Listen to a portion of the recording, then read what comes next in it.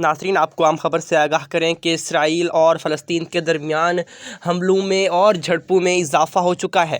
جی ہاں، فلسطین کی جانب سے اسرائیل پر 19 راکٹ فائر کیے گئے ہیں۔ فلسطین میں حماس نے یہ 19 راکٹ اسرائیل پر فائر کیے ہیں، جس کی وجہ سے اسرائیل میں خاصی تباہی ہوئی ہے۔ اس راکٹ کی مارنے کی وجہ سے اسرائیل میں تباہی دیکھنے میں آئی ہے اور دونوں ممالک کے درمیان کشیدگی شدت اختیار کر چکی ہے۔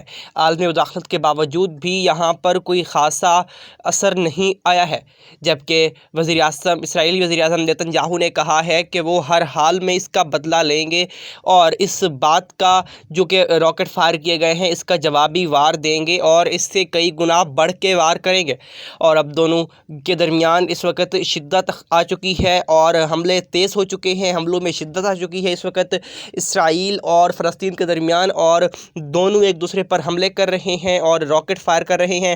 اسرائیل کے اوپر فلسطین کی جانب سے 19 راکٹ فائر کیے گئے ہیں اور 19 راکٹ فائر کیے جانے کے بعد اسرائیل میں خاصی تباہی دیکھنے میں آئی ہے اور دونوں ممالک کے درمیان اس وقت حالات انتہائی کشیدہ ہیں۔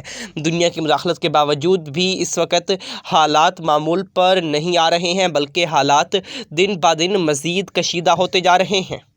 اور آپ کو بتا رہے ہیں ایک بار پھر کہ غزہ کی پٹی کے اوپر فلسطین کی جانب سے اسرائیل پر 19 راکٹ پھینکے گئے ہیں، جس میں اسرائیل میں خاصی تباہی دیکھنے میں آئی ہے۔